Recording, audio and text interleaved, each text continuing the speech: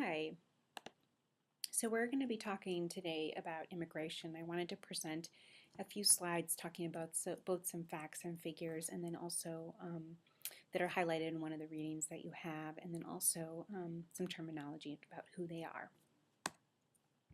So who are the authorized? And you'll notice that here I'm using the term authorized, and that is because, of course, the word illegal is not appropriate and is a very dehumanizing term. And used in many ways to sort of justify violation of human rights and those kinds of things. The word undocumented is used pretty commonly, but it's just inaccurate because people actually do have documents. They have their passports, their birth certificates, etc. from their home country. So they do have documents. However, they are not authorized to be in the United States. And so the technically correct terminology is authorized and unauthorized. So first, who are the authorized immigrants? They include refugees, asylum, people who are seeking asylum. Amerasians are an example, who have special immigration status. I don't know if you are familiar with who Amerasians are, but they are children of typically U.S. servicemen with mothers who are Asian. And of course, this was a huge issue that came up because of the use of prostitution and things like that, like in the Vietnam conflict, or when we had military in Japan during the war. So you had children born out of wedlock of military, U.S. military servicemen fathers, and so there was a lawsuit, and eventually they were able to gain special immigration status. People who are pending approval through IRCA, the Immigration Reform and Control Act, so these may have been people who, for example, received amnesty in the 1980s, and then other new arrivals that are coming through sort of the INS, who have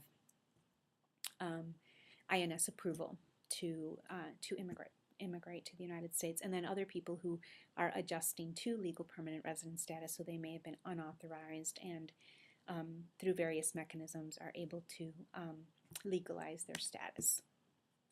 So the unauthorized, a lot of them are people who overstay their visas, so 25 to 45%. So it could be, the higher estimates are nearly half, right, are people who are overstaying their visas, not people who are crossing the border without inspection. And then you have these people who are in this sort of quasi status, people who are applying for asylum. So Central Americans, it was very typical that they would be in that position, because they come from Guatemala, or El Salvador, fleeing the war, and they're attempting to get asylum even though they're currently unauthorized immigrants. People who have temporary protected status, again, that happened very common with Central Americans during Hurricane Mitch, so that they had permission to be here only for a certain amount of time. People who are here just on a work visa, so that may be, for example, the Bracero program, people who are here working in the fields through the Bracero program was a prior example. There currently is a very similar sort of work program, but it's no longer called the Bracero program. And of course, people can overlap in categories, and there's probably a million or so sort of these quasi unauthorized immigrants. A new category that's in that category would be the DACA, the students who are receiving work permits under DACA. This is the number of unauthorized immigrants. So here we have about 9.3 million using that 2002 population survey. It's 26% of the foreign-born population, it's almost a quarter. 57% are from Mexico, 23% are from other Latin American countries, and you see that 20% then, which is a significant number, are from Asia, Europe, Canada, and the rest of the world. So although Mexicans make up a little over half, the other half, of course, are from many other countries. And here's where they live, and this is important because it's certain states that are impacted, that have a disproportionate impact by immigration, both authorized and unauthorized, and you see Illinois is definitely up there. But however, you also see a really rapid growth, for example, in the South.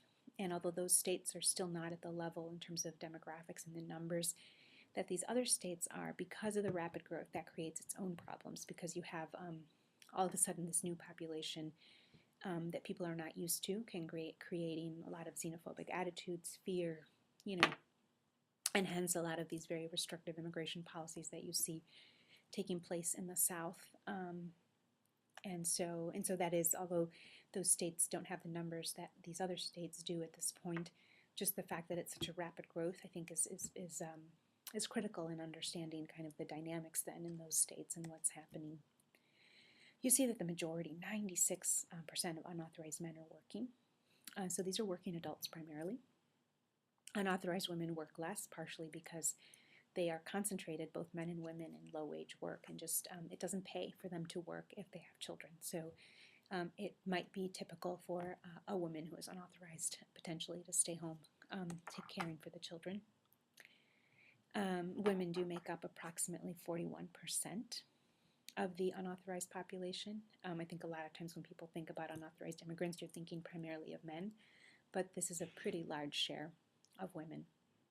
And about 1.6 million are children. And even more important is the fact that there's approximately 3 million U.S. citizen children who have parents who are unauthorized. So you have U.S. citizen children who are living in very extreme poverty and cannot access a lot of services that potentially their other U.S. citizen counterparts can access because of the unauthorized status of their parents. And it is a huge issue because we basically are sort of creating this sort of underclass with these U.S. citizen children whose parents are unauthorized. And I just wanted to then review quickly these myths. First, this myth that undocumented immigrants come to the United States to get welfare. I just mentioned the percentage that are in the labor force, right? So the vast majority are here to work, and they come exclusively to work. Most are men or women, younger, they're working age. They tend to not be retired, obviously. And then, of course, so you have the kind of the demographic characteristics, and then the fact that they're simply not eligible for assistance, for welfare benefits, food stamps, Medicaid, and other public benefits because of their undocumented status or unauthorized status. Also, there's this idea that, as I mentioned before, right, that this myth that they all sort of cross the border. A lot of them, many of them, enter legally but overstay their visas. And then the myth that we hear all the time about how they do not pay taxes, and in reality, they do. And actually, if we look at overall nationally, unauthorized immigrants contribute more in taxes than what they get back in services. And the difference might be in certain areas where there's a concentration of unauthorized immigrants, and then those locally, sometimes there is a little bit of an imbalance. However, one of the type of taxes that they pay, of course, are real estate taxes, either through their homes or indirectly through rents. And that's just like anybody else. And in a lot of these local areas, then schooling and other services a lot of times are funded by these local, both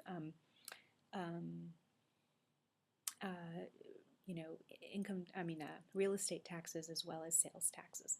So they are contributing in that way, just like anybody else does. They also contribute pretty significantly to the payroll taxes, and most of them do not get that money back. So there's an estimate in 2005 that they contributed approximately $6 to $7 billion in Social Security funds that they then were unable to claim.